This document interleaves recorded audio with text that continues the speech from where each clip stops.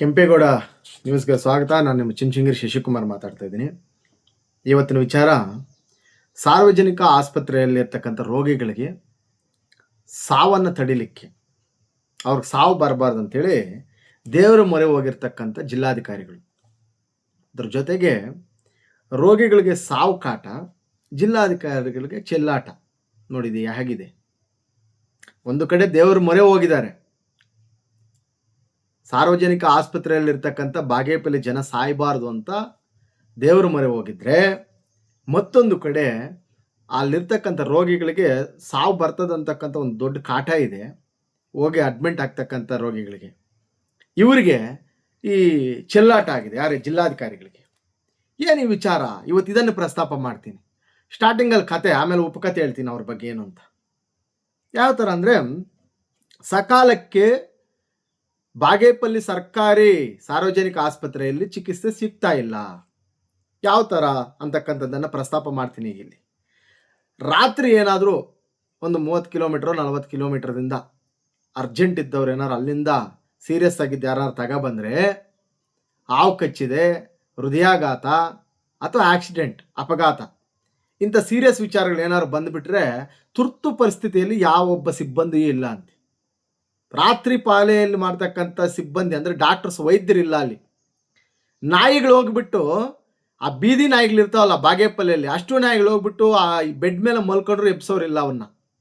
ಆ ಮಟ್ಟದಲ್ಲಿ ಇದೆ ಅಂತ ಆಸ್ಪತ್ರೆ ಅದು. ನೈಟ್ ಅಂತೂ ಡಾಕ್ಟರ್ಸ್ ಅಂತೂ ಯಾರು ಇಲ್ಲವೇ ಇಲ್ಲ.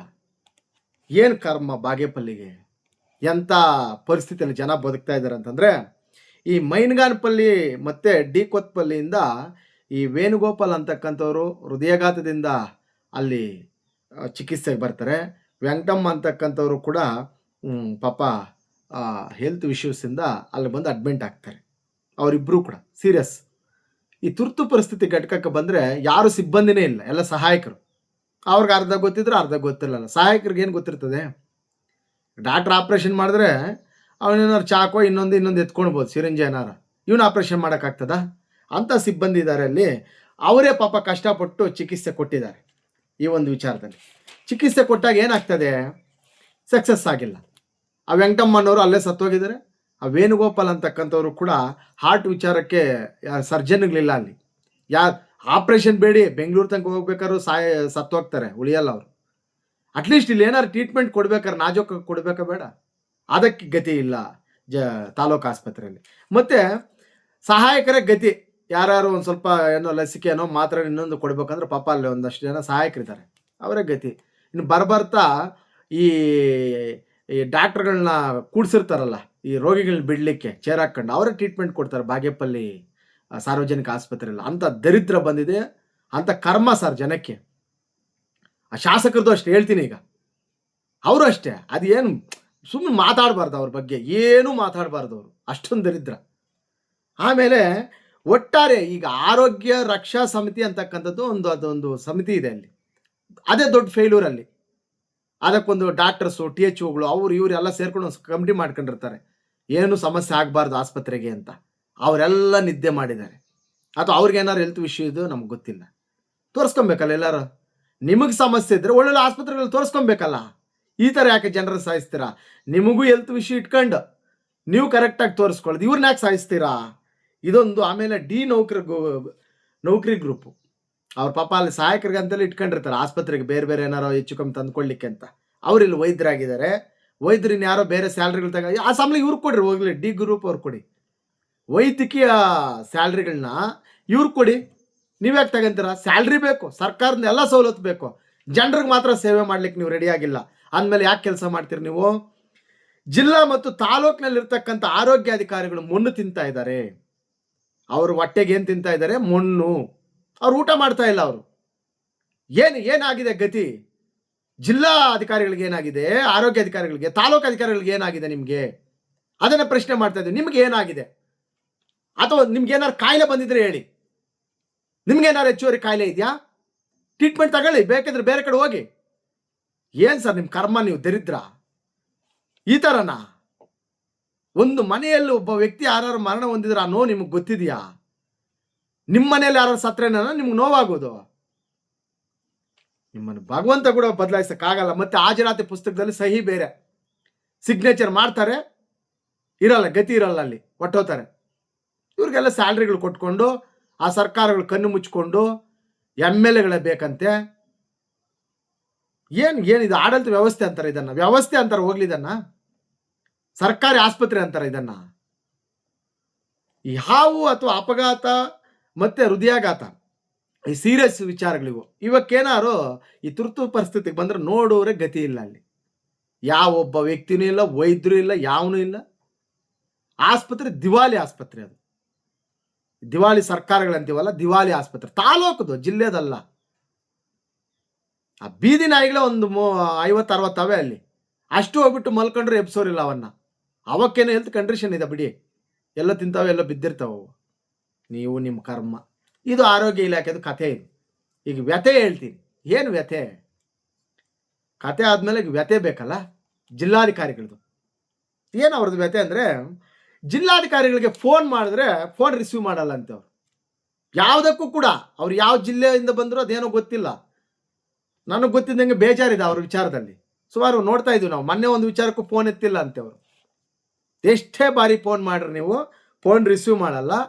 10 ಬಾರಿಗಿಂತ ಹೆಚ್ಚಿಗೆ ಫೋನ್ ಮಾಡಿದ್ದಾರೆ ಈ ವಿಚಾರವನ್ನು ತಿಳಿಸೋಣ ಜಿಲ್ಲಾಧಿಕಾರಿಗಳಿಗೆ ಅಂತ, ರಿಸೀವ್ ಆಗಿಲ್ಲ ಅಂತೆ.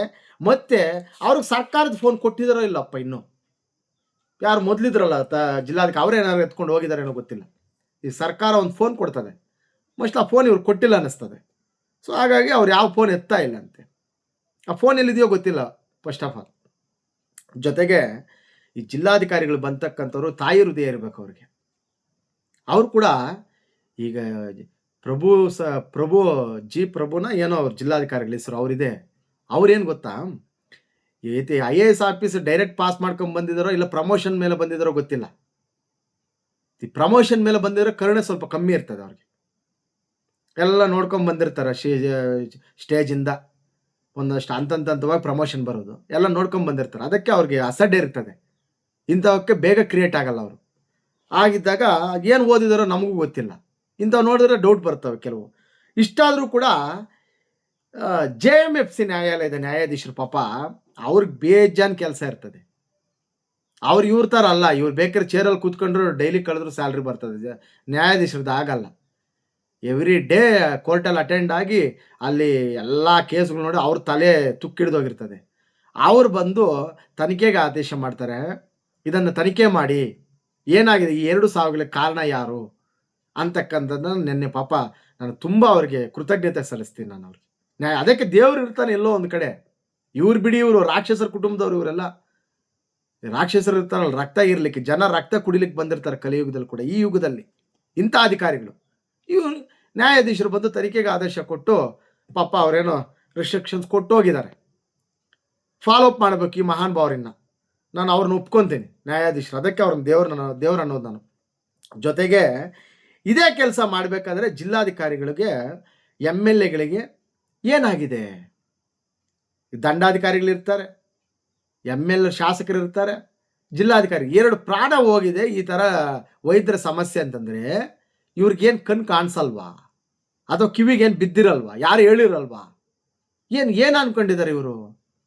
ನಾವು ಆಡಿದ್ದ ಆಟ ಅಂತಲ್ಲ, ಅಥವಾ ನಾವೇನು ಬೇಕಾದ್ರೂ ನಡೀತದೆ ಅಂತಲ್ಲ, ಅಥವಾ ಗೌರ್ಮೆಂಟ್ ನಮ್ಗೆ ಸಪೋರ್ಟ್ ಇದೆ ಅಂತಲ್ಲ, ಏನೋ ಗೊತ್ತಿಲ್ಲಪ್ಪ. ಇದ್ರೂ ಇರ್ಬೋದು ಇವ್ರಿಗೆ. ಸರ್ಕಾರ ಕೂಡ ನಿಮ್ಮ ಇಷ್ಟ ಬಂದಂಗೆ ಮಾಡಿ ಅಂತ ಹೇಳಿರ್ಬೋದು ಇವ್ರಿಗೆ. ನಾವು ಇದೀವಿ, ನಿಮ್ಗೆ ಯಾಕೆ ಸಪೋರ್ಟು, ಜನ ಸತ್ತೋದ್ರೆ ಸಾಯಿಲಿ ಅಂತ. ಏನೋ ಗೊತ್ತಿಲ್ಲ. ಶಾಸಕರಿಗೆ ಅದರ ಅರಿವೇ ಇಲ್ಲ. ಈ ಬಾಗೇಪಲ್ಲಿ ಶಾಸಕರಿಗೆ SN ಸುಬ್ಬಾರೆಡ್ಡಿ ಅವರು ಮಾನ್ಯರಿಗೆ ಅದರ ಅರಿವೇ ಇರೋದಿಲ್ಲ ಅವ್ರಿಗೆ. ಅದಕ್ಕೆ ಇನ್ನು ಏನಾದ್ರು ಹೇಳೋ ರಾಜಕೀಯ ಬೆರೆಸ್ತಾರೆ. ಅದಕ್ಕೆ ಅವ್ರ ಬಗ್ಗೆ ಏನಾದ್ರು ಮಾತಾಡೋದು ರಾಜಕೀಯ. ದರಿದ್ರ ನೋಡಿ ಆಗಿದೆ, 2 ಪ್ರಾಣ ಹೋಗಿದೆ. ಇವರಾದ್ರೂ ಅಟೆಂಡ್ ಆಗಬೇಕಲ್ಲ, ಆಸ್ಪತ್ರೆಗೆ ಹೋಗಿ ಏನಾಗಿದೆ ಅಂತ ತಿಳ್ಕೊಬೇಕಲ್ಲ. ಹೋಗಿದ್ದಾರೆ ಇವರು? ಇಲ್ಲ. ಇವರು ಹೋಗಿರ್ತಕ್ಕಂಥದ್ದು ಈ ITI ಕಾಲೇಜ್ ಹತ್ರ ಒಂದು ಗಾಡೆ ದೊಬ್ಬಾಕಿದ್ದಾರೆ. ಯಾವನೋ ಒಂದು ಪ್ರೈವೇಟ್ ಯಾವನೋ ಕನ್ಸ್ಟ್ರಕ್ಷನ್ ಅವನಂತೆ ದೊಬ್ಬಾಕಿದ್ದಾನೆ. ಅದಕ್ಕೆ ನನ್ನ ಕ್ಲಾಸ್ ತಗೊಂಡವ್ರು. ಇವ್ರು ಯಾರು? ಶಾಸಕರು. ಏನಂತ ಗೊತ್ತಾ? ಯಾಕೆ ದೊಬ್ಬಿದ್ರೆ ನನಗೊಂದು ಮಾತು ಹೇಳಿಲ್ಲ ನೀವು ಅಂದರೆ ಆ ಕಲ್ಲುಗಳಿಗೆ ನೋವು ಆಗಿರ್ತದೆ ಅಂತ ಹೋಗಿರೋದು ಇವರು. ಅವನು ಗಾಡೆ ದೊಬ್ಬಾಕಿದಾನಲ್ಲ, ಆ ಕಲ್ಲುಗಳಿಗೆ ನೋವಾಗಿರ್ತದೆ. ಇವರು ಕಲ್ಲುಗಳಿಗೆ ನೋವಾಗಬಾರ್ದು. ಈ ಭೂಮಿಗಳಿಗೆ ಮಣ್ಣು ಮತ್ತು ಕಲ್ಲು ಇವಕ್ಕೆ ನೋವಾದರೆ ಇವ್ರು ಭಾರಿ ಶಾಸಕರಿಗೆ ನೋವಾಗ್ತದೆ. ದರಿದ್ರ ವ್ಯವಸ್ಥೆ ಇದು. ಅವ್ರು ಹೋಗ್ಬಿಟ್ಟು ಅಲ್ಲೇ ಏನೋ ಹೇಳಿದ್ದಾರೆ ಹಂಗೆ ಹೀಗೆ ಅಂತ ಹೇಳ್ಬಿಟ್ಟು ಮಾತಾಡ್ಕೊಂಡು ಬಂದಿದ್ದಾರೆ. ಅದು ಅವ್ರದ್ದು ಅಲ್ಲಿಗೆ ಆಯ್ತು. ಅವ್ರು ಜಾಸ್ತಿ ಮಾತಾಡೋದು ಬೇಡ ಶಾಸಕರದು. ಪಾಪ ಅವ್ರಿಗೇನು ಗೊತ್ತೂ ಇಲ್ಲ. ಅವ್ರನ್ನ ಯಾಕೆ ಸುಮ್ಮನೆ ಎಲ್ಲದಕ್ಕೂ ತಗೊಬಂದು ಶಾಸಕರು ಸರಿ ಇಲ್ಲ ಅಂತ ಅವ್ರನ್ನ ಹೇಳೋದು ಯಾಕೆ, ಬ್ಲೇಮ್ ಮಾಡಬಾರ್ದು ಅಂತ ಅಷ್ಟೇ. ಅವ್ರನ್ನ ಸರಿ ಇದ್ದಾರೆ, ಜನ ಸರಿ ಇಲ್ಲ. ಫಸ್ಟ್ ಆಫ್ ಆಲ್ ಜನ ನಾವೇ ಸರಿ ಇಲ್ಲ, ಆಯ್ಕೆ ಮಾಡೋರು. ಇನ್ನು ಅವ್ರನ್ನ ಯಾಕೆ ಸುಮ್ಮನೆ ನಾವು ಪದೇ ಅವ್ರ ವಿಚಾರ ಏನು ಬೇಡ ಅಲ್ಲಿ. ಜೊತೆಗೆ ಜಿಲ್ಲಾಧಿಕಾರಿಗಳು ಘಟನಾ ಸ್ಥಳಕ್ಕೆ ಬಂದ್ಬಿಟ್ಟು ಆದೇಶಕ್ಕೆ ಕೊಟ್ಟಿಲ್ಲ. ಅದನ್ನು ಏನು ತನಿಖೆ ಮಾಡ್ತೀವಿ ಅಥವಾ ಏನಾಗಿದೆ ಅಥವಾ ಅವ್ರಿಗೇನಾದ್ರು ಸಾಂತ್ವನ ಹೇಳ್ತಕ್ಕಂಥದ್ದು, ಯಾರು ಸ್ಥಿರೋಗಿರ್ತಕ್ಕಂಥ ಫ್ಯಾಮಿಲಿಗಳಿಗೆ ಏನೂ ಮಾಡಿಲ್ಲ. ಅವ್ರು ಏನು ಮಾಡಿದ್ದಾರೆ, ನೇರವಾಗಿ ಈ ದೇವಸ್ಥಾನಕ್ಕೆ ಹೋಗ್ಬಿಟ್ಟಿದ್ದಾರೆ. ಗಡಿದ ವೆಂಕಟರಮಣ ಸ್ವಾಮಿ ದೇವಸ್ಥಾನಕ್ಕೆ ಹೋಗಿದ್ದಾರೆ. ಏನಕ್ಕೆ? ಬಾಗೇಪಲ್ಲಿ ಸಾರ್ವಜನಿಕ ಆಸ್ಪತ್ರೆಯಲ್ಲಿ ಜನ ಸಾವಾಗಬಾರ್ದು ಅಂತ. ಈ ಜನ ಬರ್ತಾರಲ್ಲ ಹೊರಗಿನ ರೋಗಿಗಳು, ಅವ್ರಿಗೆ ಸಾವಾಗಬಾರ್ದು ಅಂತ ಹೇಳ್ಬಿಟ್ಟು ವೆಂಕಟರಮಣ ಸ್ವಾಮಿಗೆ ಬೇಡ್ಕೊಳ್ಳಿಕ್ಕೆ ಹೋಗಿದ್ದಾರೆ ಅವರು. ನೋಡಿ, ಅವರು ಒಳ್ಳೆಯವ್ರನ್ನ ಪಾಪ. ಜಿಲ್ಲಾಧಿಕಾರಿಗಳೇನು ನಮಗೆ ಗೊತ್ತಿರಲ್ಲ ಕೆಲವ್ರ ಬಗ್ಗೆ ಏನು ಅಂತ. ಹೋಗ್ಬಿಟ್ಟು ಅವರು ಈ ಥರ ಅಧಿಕಾರಿಗಳು ಎಲ್ಲ ಟೋಟಲ್ ದಂಡಾಧಿಕಾರಿಗಳು ಎಲ್ಲ ಇದ್ದರು ಗಡಿದಂ ದೇವಸ್ಥಾನದಲ್ಲಿ, ಆಸ್ಪತ್ರೆಯಲ್ಲಿಲ್ಲ. ಅವ್ರಿಗೆ ಜನ ಬೇಕಾಗಿಲ್ಲ, ದೇವ್ರ ಹತ್ರ ಹೋಗಿದ್ರು. ಮತ್ತು ಅವ್ರು ಯಾವ ಜಿಲ್ಲೆಯವರು ಗೊತ್ತಾಗ್ತಾ ಇಲ್ಲ, ಯಾರು ಜಿಲ್ಲಾಧಿಕಾರಿಗಳು. ಯಾಕಂತಂದರೆ ಕೆಲವು ಜಿಲ್ಲೆಗಳಿದ್ದಾವೆ, ಅವ್ರಿಗೆ ಮನುಷ್ಯತ್ವ. ಈಗ ಜನ ಸಮಸ್ಯೆ ಏನಿದೆ, ಪ್ರಾಣ ಅಂದರೆ ಏನು, ಒಂದು ಪ್ರಾಣ ಹೋದ್ರೆ ಬರ್ತದ? ಗಡಿದ ವೆಂಕಟರಮಣ ಪೂಜೆ ಇವತ್ತು ನಾಳೆ ಮಾಡಿಸ್ಕೊಬೋದು. ಪ್ರಾಣ 2 ಪ್ರಾಣ ಒಟ್ಟೋಗವೆ. ಜಿಲ್ಲೆಗೆ ಏನು ಪ್ರಯೋಜನ ಇಲ್ಲ. ನನಗೆ ಗೊತ್ತಿದ್ದಂಗೆ 1, 2, 3 ಸಾಕು. ಈಗ ಅಕ್ಕಿಗೆ ರೈಸ್ ಹಾಕಿದಾಗ, ಇದು ಅನ್ನ ಮಾಡ್ಬೇಕಾದ್ರೆ ಅಕ್ಕಿ ಹಾಕ್ತೀವಲ್ಲ, 1, 2 ಕಾಲು ಮುಟ್ಕೊಂಡು ನೋಡ್ತೀವಿ ಅಷ್ಟೇ, ಎಲ್ಲನೂ ಅದಮಕ್ಕಾಗಲ್ಲ. ಅದರಲ್ಲೇ ಗೊತ್ತಾಗುತ್ತೆ ಅದು ಬೆಂದಿದೆಯೇ ಇಲ್ಲ ಅಂತ. ಜಿಲ್ಲಾಧಿಕಾರಿಗಳು ಹಾಗೆ ಆಗಿದೆ. 1 ಅಥವಾ 2 ಘಟನೆ ನೋಡ್ಬೋದು ಇವ್ರ ಮೆಂಟಾಲಿಟಿ ಏನಂತ. ಏನು ಪ್ರಯೋಜನ ಇಲ್ಲ ಚಿಕ್ಕಬಳ್ಳಾಪುರಕ್ಕೆ. ದಯವಿಟ್ಟು ಇವರು ಬೇರೆ ಒಂದಷ್ಟು ದಿನ ಇದ್ದು ಏನಾದ್ರು ಬೇರೆ ಕಡೆ ಹೋದ್ರೂ ಒಳ್ಳೇದೇ. ಇಲ್ಲಾಂದ್ರೆ ಅಲ್ಲಿ ತನಕ ಕಷ್ಟ ಇದೆ ಚಿಕ್ಕಬಳ್ಳಾಪುರಕ್ಕೆ. ಜಿಲ್ಲಾಧಿಕಾರಿಗಳ ಬದಲಾವಣೆ ಆಗೋ ತನಕ ಚಿಕ್ಕಬಳ್ಳಾಪುರ ಜನರಿಗೆ ತುಂಬ ಕಷ್ಟ ಇದೆ. ದೇವಸ್ಥಾನಕ್ಕೆ ಬರ್ತಕ್ಕಂಥ ಅಂತಹ ಆತರ ಆಸ್ಪತ್ರೆಗಿಲ್ಲ. ದೇವಸ್ಥಾನಕ್ಕೆ ಆತರವಾಗಿ ಬಂದ್ಬಿಟ್ಟವ್ರು. ನೆನ್ನೆ ಉದ್ಘಾಟನೆ, ರಥಯಾತ್ರೆಗಳು ಎಲ್ಲ ಮಾಡಿಬಿಟ್ಟು ಇದು ಮಾಡ್ಕೊಂಡ್ಬಿಟ್ಟವ್ರೆ. ನಾನು ಅನ್ಕೊಂಡೆ, ಯಾಕೆ ಇವ್ರು ಇಷ್ಟೊಂದು ಆತರವಾಗಿ ಬಂದ್ಬಿಟ್ರು ದೇವಸ್ಥಾನಕ್ಕೆ, ಆಸ್ಪತ್ರೆಗೆ ಯಾಕೆ ಬರಲಿಲ್ಲ? ಇಬ್ಬರು ಸತ್ತೋಗಿದ್ದಾರೆ ಅಂದರೆ ಯಾಕೆ ಬರಲಿಲ್ಲ ಅಂತ ನಾನು ಯೋಚನೆ ಮಾಡಿದೆ. ಮತ್ತೆ ನನಗೆ ಅರಿವಾಗಿದ್ದೇನೆಂದರೆ, ದೇವಸ್ಥಾನದಲ್ಲಿ ಶಾಲುಗಳು ಹಾಕ್ತಾರೆ, ಹೂನಾರ ಹಾಕ್ತಾರೆ, ಜನ ಎಲ್ಲ ನೋಡ್ತಾರೆ. ಬೇಜಾನ್ ಜನ ಬಂದಿರ್ತಾರೆ, ಪರ್ಸೆಲ್ ಅಷ್ಟು ಜನ ನೋಡ್ತಾರೆ. ಜಿಲ್ಲಾಧಿಕಾರಿಗಳು ಇವರೇ DC ಅಂತೆ, ಹಾಗೆ ಹೀಗೆ ಅಂತ. ಆದರೆ ಆಸ್ಪತ್ರೆಯಲ್ಲಿ ಯಾರು ನೋಡ್ತಾರೆ? ಮೋಸ್ಟ್ ಅವ್ರು ಹಂಗೆ ಯೋಚನೆ ಮಾಡಿರ್ಬೋದು ಅನಿಸ್ತದೆ. ದೇವಸ್ಥಾನಕ್ಕೆ ಹೋದ್ರೆ ಇಷ್ಟೆಲ್ಲ ಪ್ರಯೋಜನ, ನನಗೆ ಆಸ್ಪತ್ರೆಗೆ ಹೋದ್ರೆ ಏನು ಪ್ರಯೋಜನ? ಯಾರು ನೋಡ್ತಾರೆ? ಅಲ್ಲೆಲ್ಲ ಪೇಷಂಟ್ಗಳು ಇರ್ತಾರೆ. ಇನ್ನೊಂದು, ಅಲ್ಲಿ ಹೂವು ಹಾಕೋನು ಯಾವನು? ಹಾರ ಹಾಕೋ, ಇದು ಶಾಲಾ ಯಾರು ಹಾಕ್ತಾರೆ? ಹೂವು ಮತ್ತು ಶಾಲ್ವಗಳು ಜಿಲ್ಲಾಧಿಕಾರಿಗಳು ಯಾರು ಹಾಕ್ತಾರೆ? ಆಸ್ಪತ್ರೆಯಲ್ಲಿ ಹಾಕೋಕ್ಕಾಗ್ತದ? ಅದಕ್ಕೆ ಹೋಗಿಲ್ಲ ಅವರು, ಅವು ಹಾಕಲ್ಲ ಅಂತ. ಆಮೇಲೆ ದೇವಸ್ಥಾನಕ್ಕೆ ಬಂದಿದ್ದಾರೆ. ಏನಾದರೂ ಆಗಲಿ ಜನ ಸಾಯಬಾರ್ದು ಅಂತ, ಪ್ರಾಣ ಉಳಿಸೋ ನಿಟ್ಟಿನಲ್ಲಿ ಎಲ್ಲ ಅಧಿಕಾರಿಗಳು ಕೂಡ ತುಂಬ ಗಮನ ಇಟ್ಟು ನಾವು ಉಳಿಸ್ಕೊಬೇಕಾಗ್ತದೆ. ಎಲ್ಲರ ಪ್ರಾಣಗಳು ಇಂಪಾರ್ಟೆಂಟು. ಒಬ್ಬ ಅಧಿಕಾರಿಗಳಿಗೆ ಇರಬೇಕಾಗಿರ್ತಕ್ಕಂಥ ಗುಣ ಕೂಡ ಅದೇನೆ. ನಿಮ್ಮನ್ನು ಆಡಳಿತ ವ್ಯವಸ್ಥೆಯಲ್ಲಿ ಕೂಡಿಸ್ತಕ್ಕಂಥದ್ದು ಕೂಡ ಅದೇ ಸಲುವಾಗಿ. ಈಗ ಡಾಕ್ಟ್ರುಗಳನ್ನ ಯಾರು ಜನ ಕೂಡ್ಸೋಕ್ಕಾಗ್ತದ? ನಿಮ್ಮ ಸರ್ಕಾರದ ವತಿಯಿಂದ ನೀವು ಕೊಡಬೇಕಲ್ವಾ? ಮತ್ತು ಆ THO ಸತ್ಯನಾರಾಯಣ ರೆಡ್ಡಿ ಅವರು ಹಾಗೇನೆ, ಅವ್ರ ಮಾತು ನಡೀತಿದ್ದೀವಿ ಗೊತ್ತಿಲ್ಲ, ಅವರು ಏನೇನೋ ಹೇಳ್ಕೊಂಬರ್ತಾರೆ ಒಂದೊಂದು ಸತಿ. ಹಾಗೆ ಹೀಗೆ ಏನೇನೋ ಮಾಡಾಕಿದ್ವಿ ಆಸ್ಪತ್ರೆ ಅಂತ. ಅದು ಗೊಬ್ಬೆದ್ದು ನಾರೋಗಿದೆ.